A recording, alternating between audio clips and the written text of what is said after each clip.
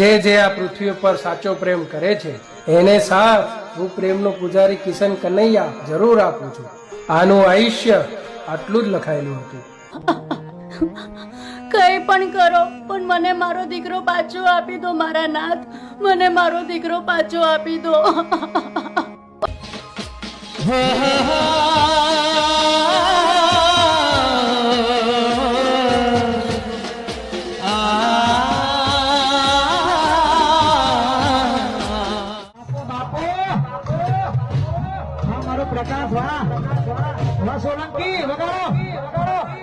સજા